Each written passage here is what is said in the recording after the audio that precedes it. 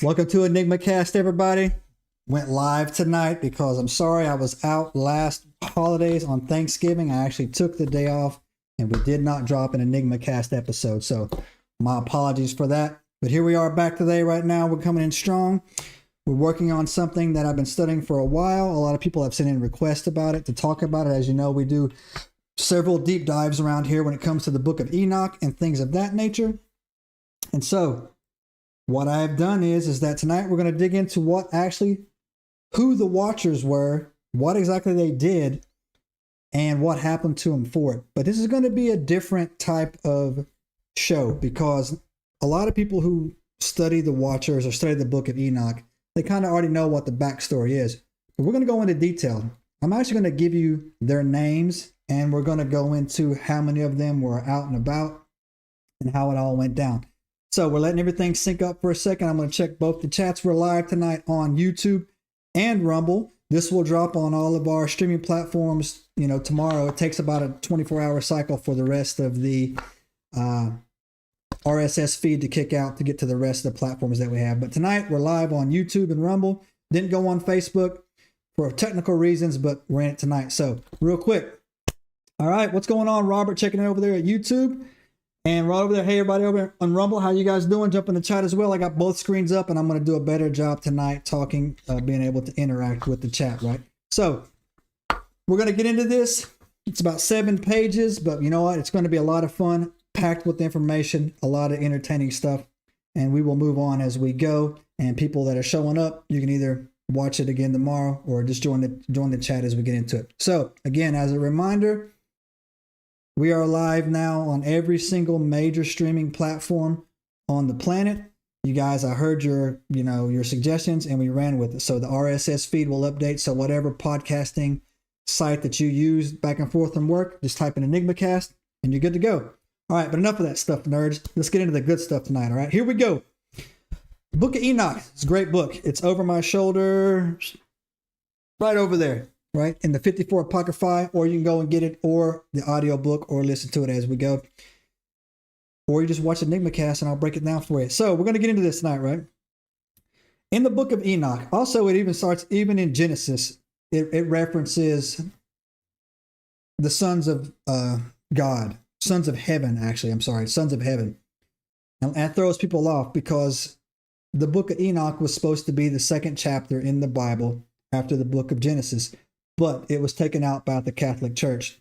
Not because they said it was heretical, because they say that it asks too many questions that they're not prepared to answer. Go look it up. I dropped the breadcrumbs. You guys run it down. The Book of Enoch is still in the oldest Christian Bible that's 600 years older than the King James Version, which is the Ethiopian Bible. If you read the Book of Genesis first and then go read the Book of Enoch, it makes everything make sense what they're talking about in the Book of Genesis, right? So we'll get into this as we go along, right? In the Book of Enoch, there's a group of angels that are referred to as the Watchers. They were originally sent down here to earth just to only observe but not interact with humanity. Some people will try to tell you that was only 200. There was more than that, and I'll get into it in a second, right? There was more than 200, but I can just tell you now, I'm sorry, I won't make you wait. 200 came down. Not all the Watchers rebelled. Keep that in mind, right? So, now what happened was while these Watchers were observing Earth, our development, protecting us, right? They noticed how beautiful our women were, right? Not making this up.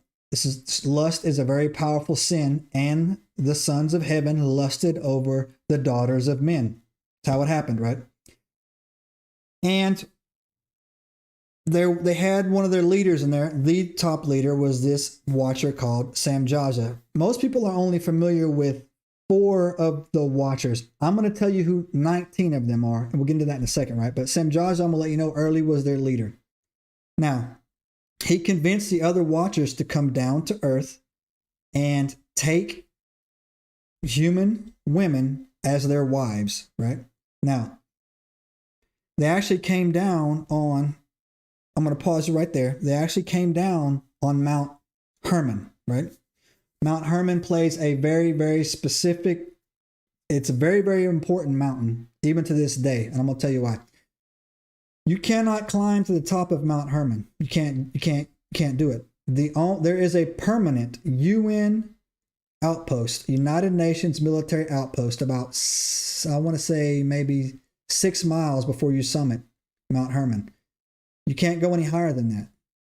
And it's manned completely by German soldiers. Look it up. Not making this up, right? It's not a base, it's an outpost, right? It's manned by only German soldiers. That's a whole nother episode right there to go into.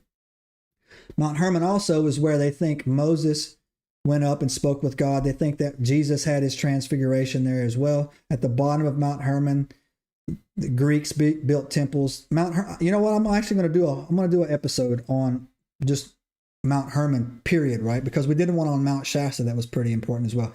But these are where these watchers came down. And not all the watchers came down, but 200 watchers came down. They bound an oath together because Samjaza knew that they were going to eventually get punished for what they did, and he did not want to take that blame for himself. So they all took an oath, and then they put their mark on this stone. Wait for it. We have that stone. That stone has been recovered, and it's in this museum called the Time or something like that in United Kingdom, and no one can see it. They have their own version of the Smithsonian over there, right? So no one can see this stone, no one can study it, but they'll admit that they have it. It's crazy, right? So, and we well know how the Smithsonian likes to go around and just, wrap everything up.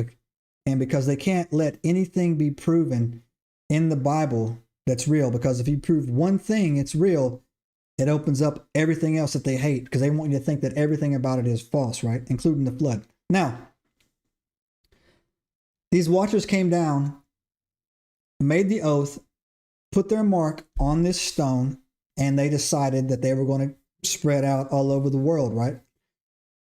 And when they spread out all over the world, they took women for their wives. Hold on one second, let me check the chats here.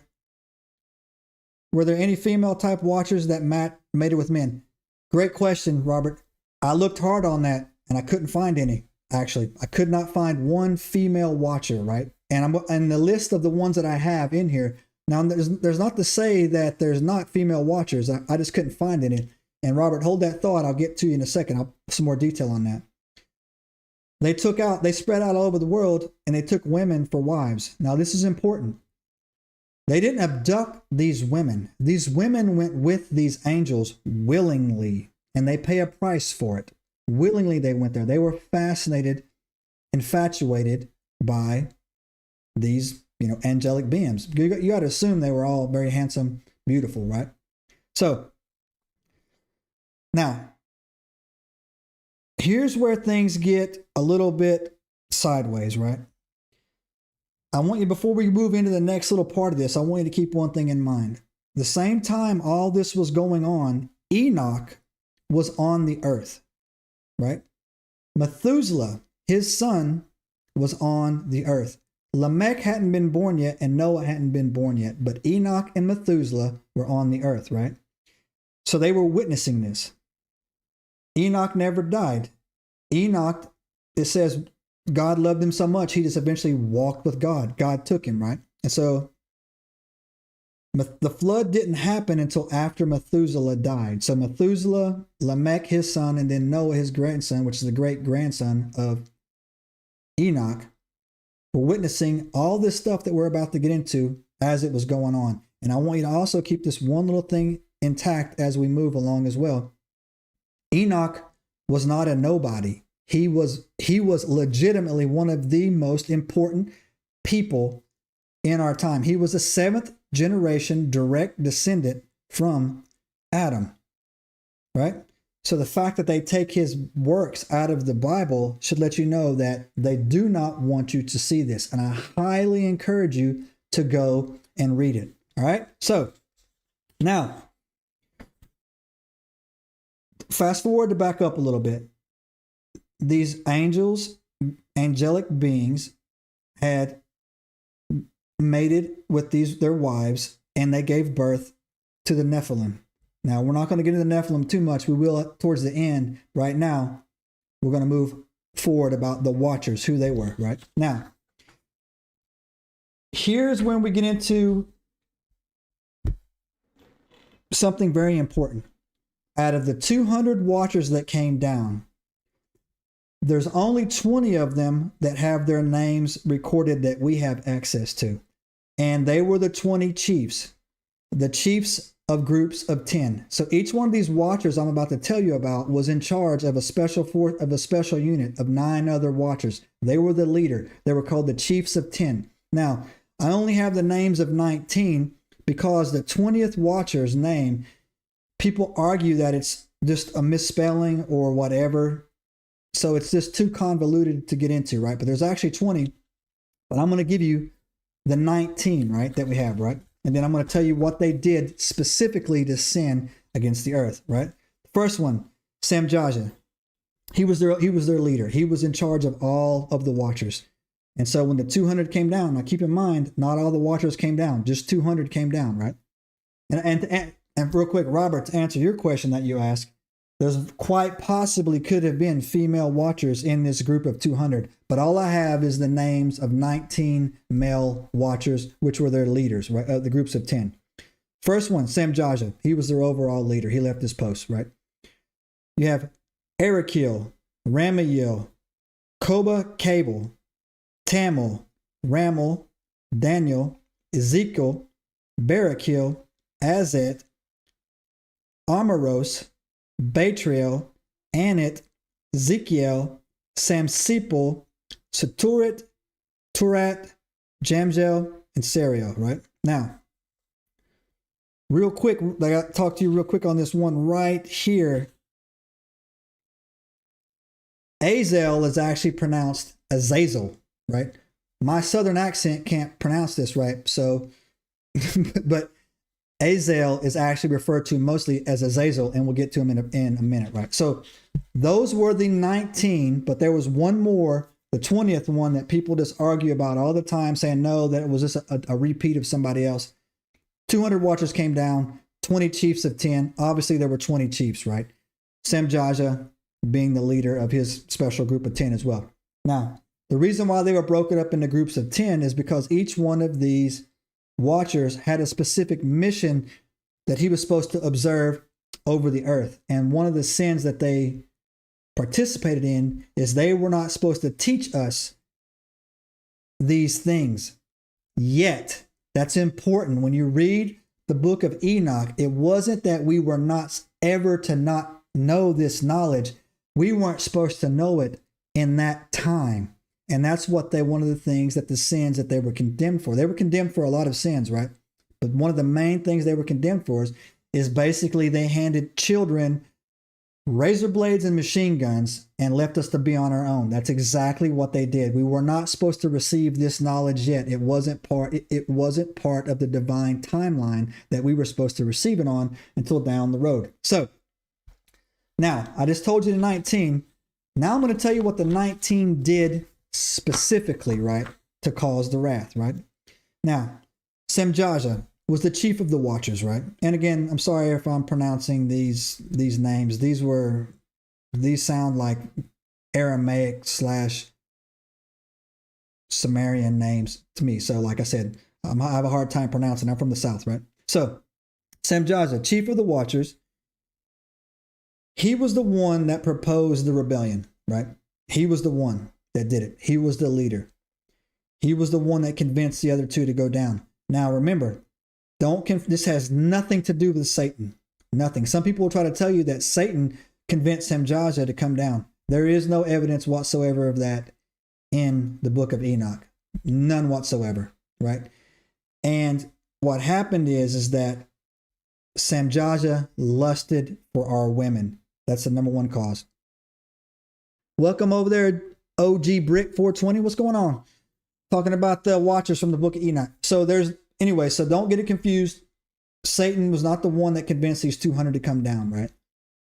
Matter of fact, at the time this was going on, Satan had not been completely cast out of heaven. He could come back and forth, right? That's a whole book of Revelations things. We'll get into that as well in another episode. So Here's what Samjaza did. He convinced the others to come down. He taught magical enchantments, occult knowledge, root cutting, plant lore, and hidden science. He taught this to the women. A lot of people don't realize a lot of this didn't get taught to men, right? Some of it did, but mostly it was taught to women, right? Erikil, also known as Erikaba.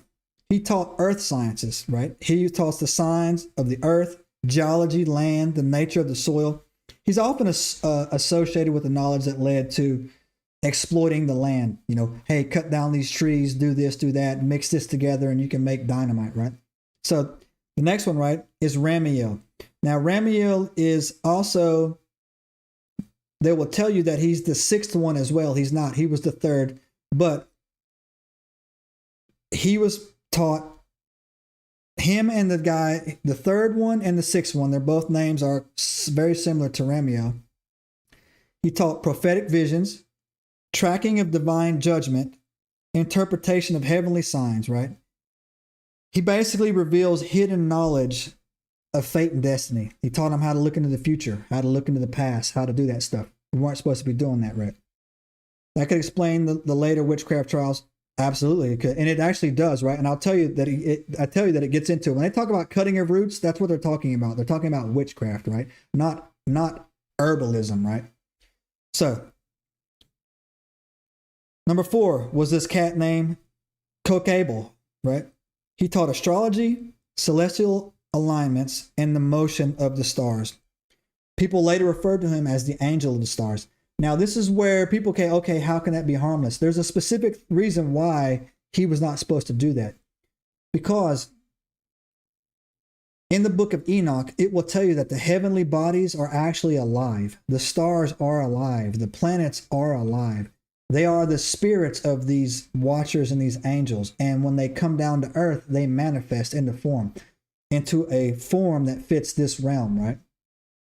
So he was actually teaching the movement of celestial beings, right? Wasn't supposed to do that. You have Tamamil, right? Who taught astronomy, lunar cycle, and weather patterns, right?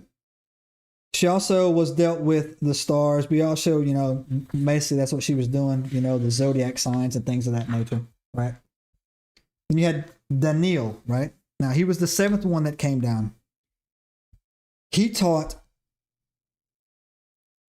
he was basically taught how judgment, rulership, secret wisdom, secret societies, that's what he taught, right? And Enoch hints at him as he revealed higher knowledge meant only for heavenly beings. So basically he gave up secrets of heaven is what Daniel did as well, right?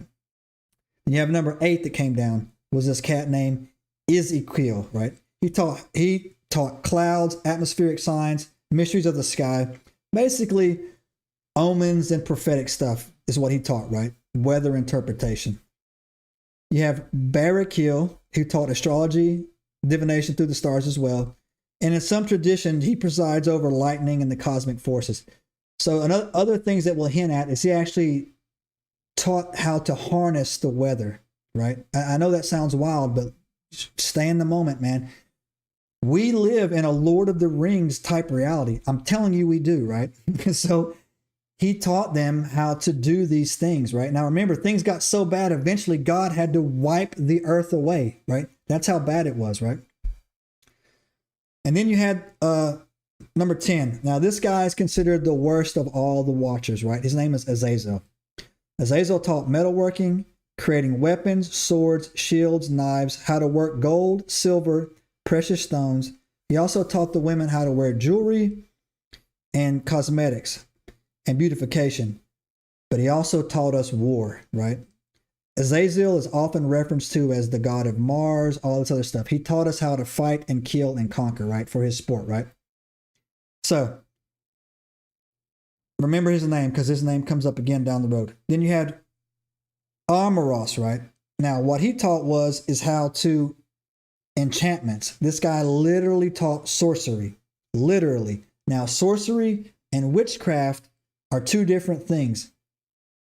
And I have a rudimentary understanding. For example, witchcraft has a lot to do with blood sacrificing, cutting herbs, things like that, where sorcery deals with elements of nature. That's about my limit to do it. For example, voodoo is a form of witchcraft. By the way, the Bible warns you not to practice witchcraft because it works, but it comes at a price, right? So then you had number 12, you had this cat named Baitarel. Now his name is tied to the ordering of the celestial powers, right? Again, he dabbled in the elemental forces. Astrology influences the constellations and things like that. He taught them how to read, October 7th, we're in this, do this because of this, that type of stuff, right? Number 13, you had this angel named Ananel, right? He taught hidden arts of knowledge, mysteries passed only through divine beings, right? Now, some sources disagree with him, saying that he taught secret priestly or prophetic knowledge. It doesn't matter. He taught something that we weren't supposed to know when it came to heavenly events or knowledge, right? And so then you go down to number 14, this guy named Ezekiel. He taught meteorology, the movement of the clouds, pattern of rainfall. Now, he's also one of several watchers linked to the sky and atmospheric signs, right, as well. Now, you had this other cat, number 15. His name was Samjaza, right? He taught the sun cycle, calendar systems, solar mysteries. And he was also, I don't know why, but he was also referred to as one of the guardians of the gates of Eden. So maybe I don't know what that's all about, but that's what he was. He's also referred to as that, right? At 16, you had this guy named, or this watcher named Satarel, right? He taught moon secrets, lunar magic, which is real, cycles, crescents, how to manipulate time using the lunar signs.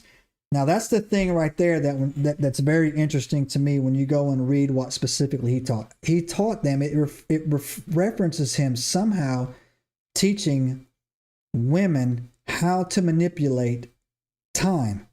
It doesn't really go into much detail exactly what he was doing exactly, but that's pretty wild to me, right?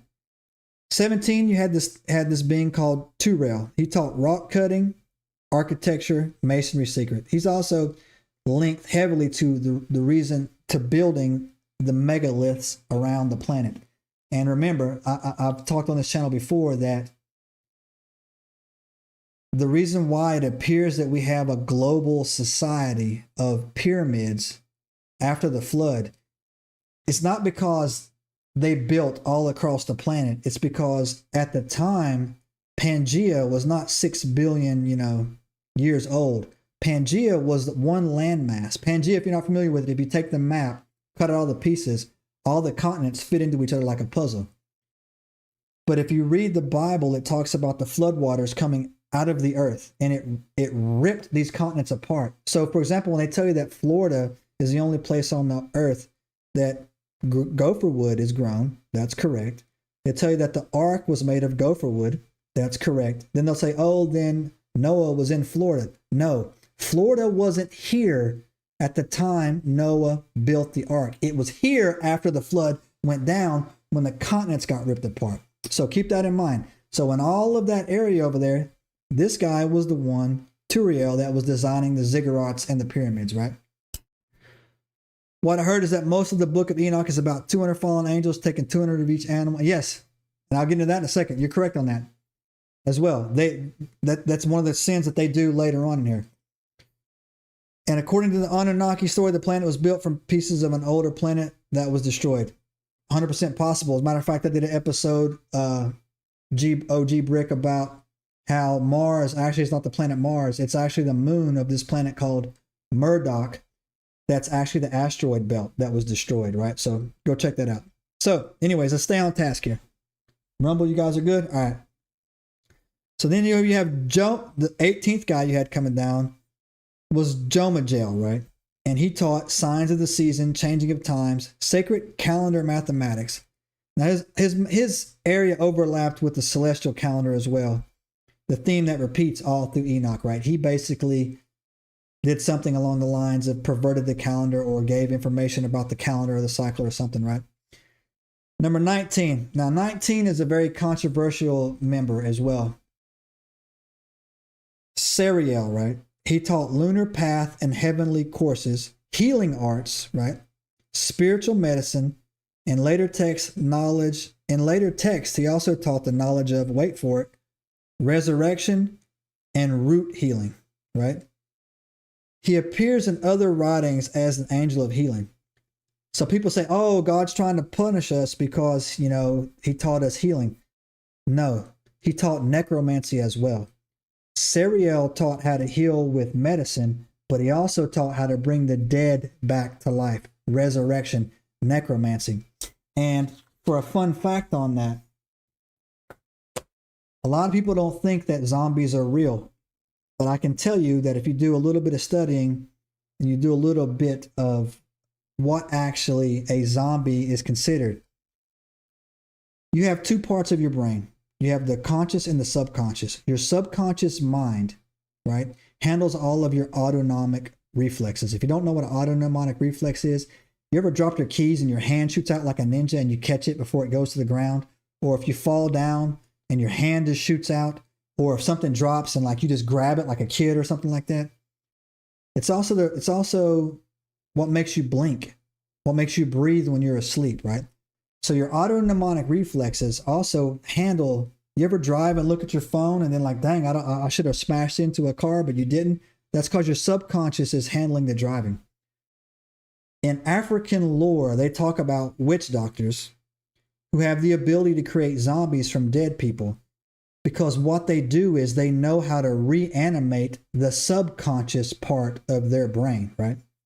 And so when the subconscious part of the brain is up and running, it creates this zombie-like figure. This guy, he taught necromancy. He taught how to bring people back to life from the dead and how to animate the dead, not only just how to heal with herbs, right? So that was his sin. The 20th chief of the 200 Watcher came down. People argue about it, says no, he's a repeat from the other 19 or whatever. And it's so argued so hard, I couldn't disagree or agree one way or the other. But there is one more guy on that list that I missed, right? So I can't really get into it. So according to the Anunnaki story, the planet was built, yes, Marduk. Oh, thank you for correcting that, Gary. Gary, how you doing, buddy? Yeah, Marduk. I'm sorry I pronounced it. Marduk was the planet that supposedly broke apart in the asteroid belt, and our current Mars was just a moon of that, right? And if you're not familiar with the asteroid belt, because I know people are going to say, oh, this is the firmament. The firmament can be real, but the heavenly bodies are real as well, right? So we did an episode on that. You can go back. I forget what number it is, but it's an EnigmaCast. We did a deep dive on it. Thanks for adding that, Joseph. Now, those were your 20. Those were their specific sins, right? Those were your 19, right? Before I get into what more stuff they did, I thought it was important for me to narrow down the three worst.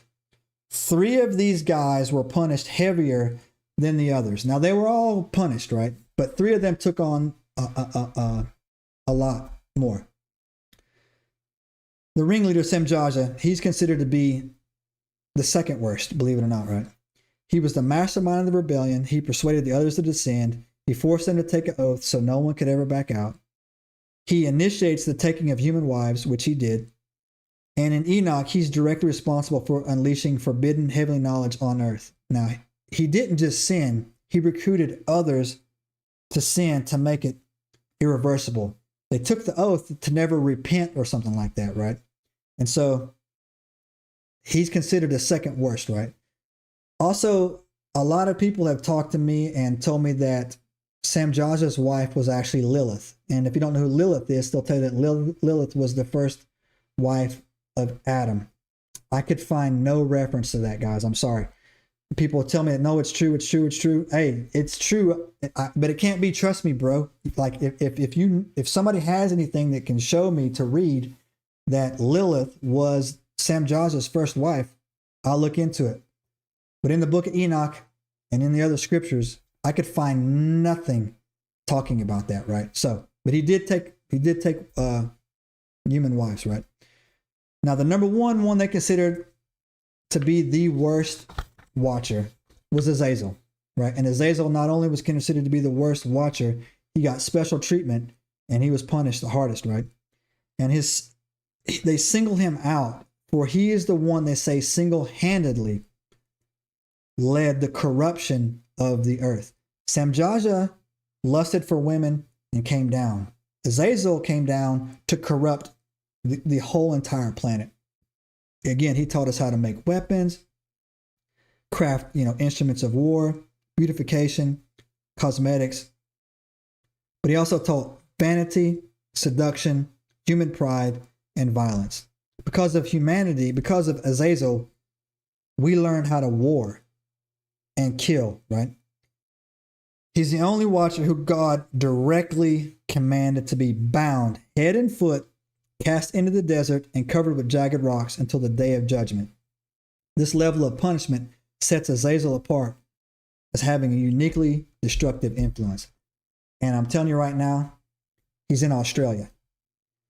If you go and look in the outback of Australia, you will see that there is a strange bunch of rock formations that look like jagged boulders stacked on top of each other, right? And people have said that when they get around this thing, strange things happen. I'm 100% convinced that's where they bound and buried Azazel, right?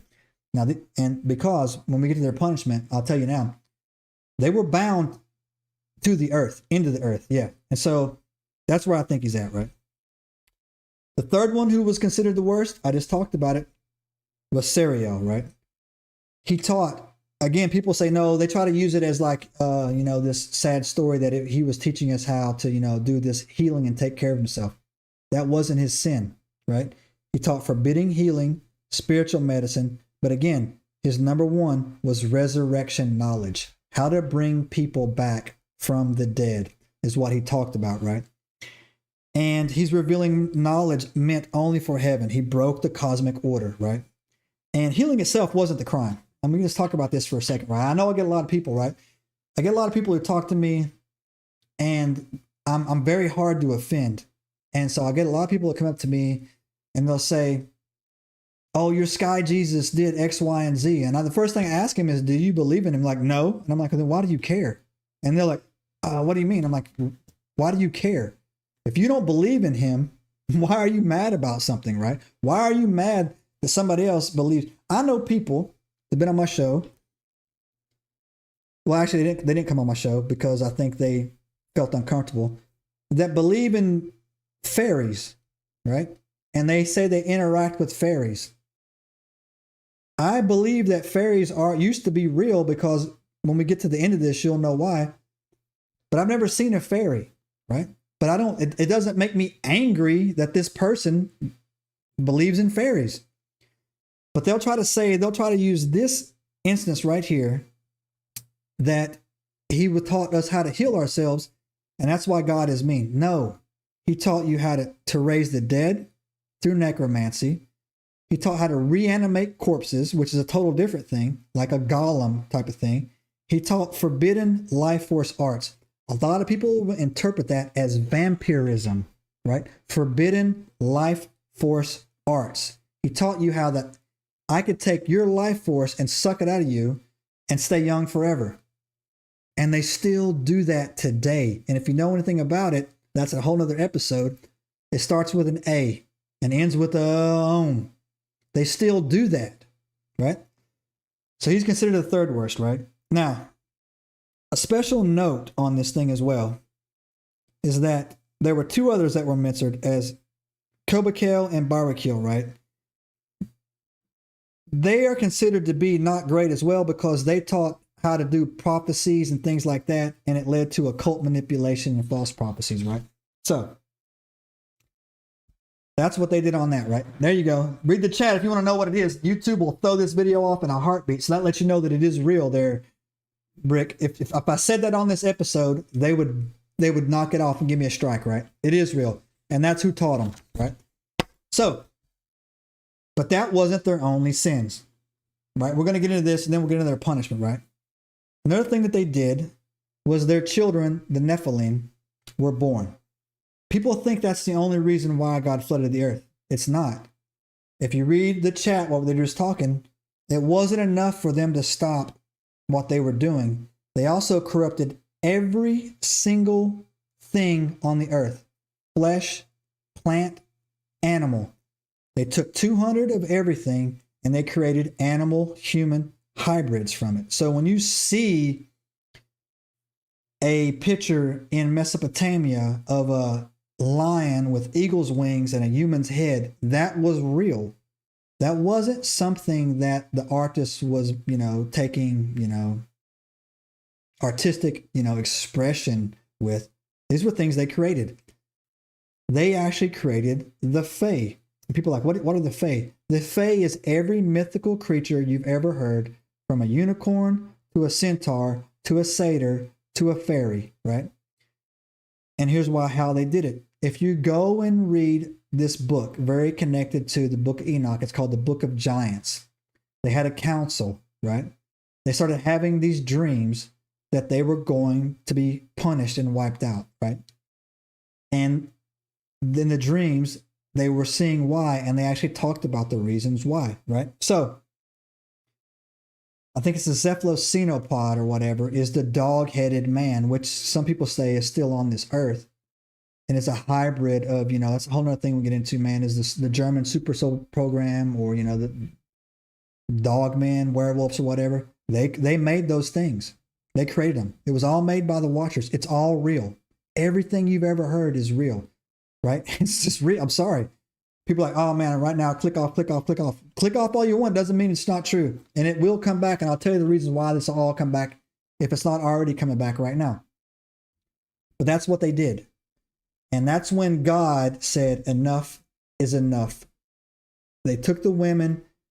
Okay, they had these giants. These Nephilim were so big that they were devouring all the crops. They turned to cannibalism, but they were also just very evil. They were just evil, right? So God's like, it's enough. People want to say that, oh, if God, if there was a God, how did he not know this is going on? He did know it was going on. But you got to remember, God is slow to anger and quick to forgive. So he offers repentance. If you read the Book of Giants, they send a Nephilim to talk to Enoch, to petition God for mercy. And he comes back and he says, no Nephilim will ever go into heaven. So any sons of these offsprings will never go into heaven, right? You'll be bound on the earth. Those are the shadow people that we've dealt with. He says, at the very last line, he says, however, if you repent, maybe, right? Because we know some of these giants did survive the flood. Some of them did repent. But it got to the point that it was so bad, God had to act. And people are like, why do you wait? Because God will not destroy the earth with one good man on the earth. And I talk about this all the time. I'm not going to turn this into a pre-tribulation rapture debate. I'll just give you some specific examples. Before God flooded the earth, he took Enoch. Methuselah passed away at 998 some years old. His name literally translates to, again, look it up. When he dies, it begins. That was what Methuselah's name means. And Lamech was already dead, and Noah was just sealed the door on the ark. God would not destroy the earth with one good person on it. He would not destroy, I did an episode today about this, Sodom. He would not destroy Sodom with one good man in it. He waited for Lot to leave before he destroyed it. So, as long as there was one good thing on this planet, God was not going to destroy it. But he had enough, and so he says, you know what? Put him on an ark and break it down. Before that happened, though, right? He sent 4, what I consider heavy-hitting archangels down to clean a little bit of house. And here's who he sent down, right? He sent down Michael, Gabriel, everybody knows who Michael is, Gabriel, Raphael, and Uriel, right? This is who he sent down. He sent down 4. This lets you know how bad, these guys were. I don't want to use curse words talking about how these guys are, right? But how bad this dude was, these guys were. He sent 4 to handle 200 and all the other stuff on the earth. He sent 4 to do it, right? They all had specific jobs, right?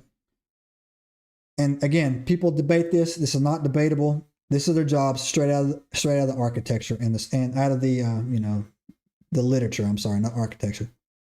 Michael's job was to come down to confront all the Watchers, all 200. His job was to deal with them. He was to instruct them of their incoming judgment, and he binded them, right? He took 199 of them, he did on his own. He 1v1 199 of these guys, right? He bound them all over the earth in what they call dry places. 4 of them he put underneath the Euphrates River, right? And that's a whole nother biblical thing down there. But Michael's the one that bound the 4 under there that leads to other prophecies that people talk about. And he also became, after that, was his primary job was to intercede on the earth for humanity, right? And he's he is the most directly associated with leading the divine judgment against the Watchers and their offspring, right? So, yes, Robert, he came down and took it all, right? Yeah, lots of the chat's blowing up. Sorry, guys, I'm over here back and forth.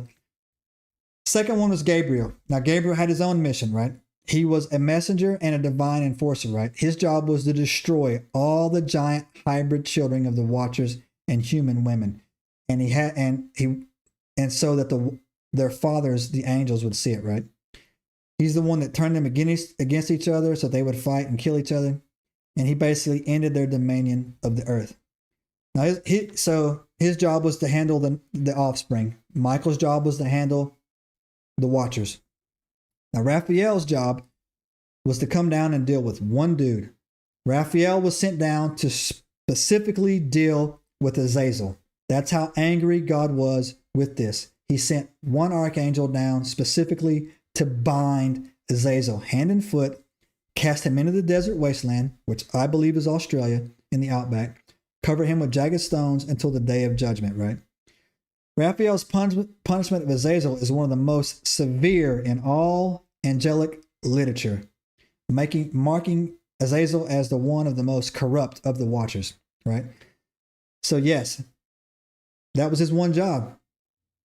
Uriel came down and was basically to warn Noah of the flood, announced to the Watchers, you're all going to die, all your fate's going to happen. And he was the one that would reveal the earth would be cleansed because of their actions. Uriel acts as the revealer of prophecy rather than a military force, right? So basically it was 3, Michael, Gabriel, and Raphael did through the hands, and Uriel just like, hey, announced that it was coming, right?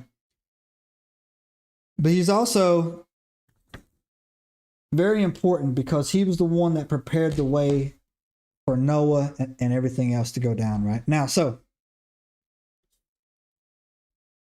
let's get into this a little bit more. That was the 200 Watchers. That's what they did. That was their fate. And here's the fate of their wives. You read the Book of Enoch. Now remember, these wives were not abducted. They went willingly. We have free will. They were not abducted. They went willingly with these angelic beings. And they embraced the corruption, and they were proud of their giant Nephilim offspring, right? And for that, they were punished by God turning them into sirens. You heard me. Sirens. They were doomed to the water, just like mythological sirens, the ones that lured sailors to their deaths. And they were, to lure men to drown in the water and eat them, right? Everything that you've ever heard about these, fae creatures or whatever, it's real. It's all okay. Read the Book of Enoch. Even if you're not into this stuff, man, this would make a great 3-part movie. I don't know why they haven't made it yet. You know why. It would make a great Lord of the Rings type trilogy, right? So, now, here's the thing as well that they did, to wrap this up a little bit, right? To dig into more of what they did, right? The biological corruption of animals. Enoch 7, 5, and 6. The Nephilim are described as devouring mankind, cannibalism, then sinning against animals, birds, reptiles, and fish, right? They began to sin against birds and beasts and reptiles and fish, right? And this is what we're talking about, the cross-species splicing and things like that. This is where they were doing the animal-human hybrid connections, right? It refers to it more specifically as sinning against all manner of flesh and unholy unions, right? And that's where you see these things in all these ancient architectures, right? Buildings describing these fantastic beasts. They were real. That's what they were seeing, right? The second thing these guys did is that you have also, if you read some other types of, not only, if you, for example, someone dropped in the comments on one of these over here before, the Sumerian tablets, right? Even if I personally think that the Sumerian tablets and the Anunnaki are telling the same story as the Book of Enoch, just one's looking at it from a spiritual point of view, the other one's looking at it as a straight up sci-fi event, right? But in the Anunnaki Sumerian tablets, it talks about what they did. Animal human hybrid testing. They created things, right? They made these things. They created Bigfoots, right? Sasquatch. The first Bigfoot ever created, first one you can ever read about is this one called Enkidu, right? Go look it up. It's in the Sumerian tablets. It's in the Epic of Gilgamesh, actually. Gilgamesh was acting out so terribly that they created Enkidu, which is a Sasquatch, to counter him, right? So again, animal human hybrids, right? And that's from no biblical source whatsoever. That's not even considered any type of biblical canon, right? In Genesis 6, it says right before the flood, God declares, and this is God speaking, all flesh had corrupted its way upon the earth. All flesh, not just humans. Now remember that, not just humans. It didn't say, humans. It said all flesh. Again, animals, reptiles, fish, everything, right? Many people, use that as another, I guess pillar for your argument that, yeah, they were doing this weird animal hybrid stuff, right? And when you get down here as well, you talk about other Enoch commentaries and, mention Watcher's teaching, root cutting, sorcery, occult sciences tied to life, and, altered creatures through knowledge of unfit for humanity, right? So, yeah. So, another verse in there, it says that they suggested that they altered creatures through knowledge, but they were unfit for humanity, right? They weren't part of the natural order. The Greek word used by some translators implies sexual corruption, right? And some older Greek renderings of the Enoch material, that's how far this has been read, right? The phrase is interpreted as they mingled themselves with birds, beasts, reptiles, and fish, right? Now, I don't think they actually had intercourse with these beings. I think they took their DNA and spliced it into their other DNA somehow and created these things. I don't think that they were mating with this, right? But remember, the Greeks didn't know about DNA and splicing at the time, right? So that's the word that they went into it, right? Now, why this matters the most in the storyline is that God created living things upon the earth. The Watchers tampered with them. The violation of the order, whether physical, genetical, or spiritual, became core to the reason for the judgment of the flood. And the flood absolutely 100% happened, right? And that's the reasons why. A lot of people just want to talk about the Nephilim, saying the Nephilim did this. No, the Nephilim were just the offsprings of these. There's layers to this, right? They're just offspring to the Watchers who were at the top. The Watchers were the ones that started doing it first. And then they enabled, some would even say encouraged, these Nephilim creatures to do the same. Now, we know that some Nephilim survived the flood. We know the flood is real. The global flood, the global deluge, is adopted globally now by science, right? This happened about 2 years ago. They were arguing about it. But every geologist, or you can even go into your yard right now, and if you dig down far enough in your yard, you'll come across a thin black layer of soil, right? That's the flood soil, right? It's there. Sometimes I drive down the road, they're doing construction, and I'll see them cutting into the side. And if you look, you'll see that there's this black line in the earth. That's the flood. That's when the flood happened, right? There's a reason why Mount Everest has, clams at the top of it, right? But we know that some survived. Now, I'm not going to sit here and tell you I know the reasons why they survived or how they survived, but some did, because later you go into the Book of Kings, it talks about how, the Canaanites and all these other things were, whatever. That's a whole nother episode I don't want to take away from this episode. But we know they survived. And they're still here today. And I'll tell you why. If you go on any one of my channels, TikTok, YouTube, Instagram, whatever, I've showed you pictures of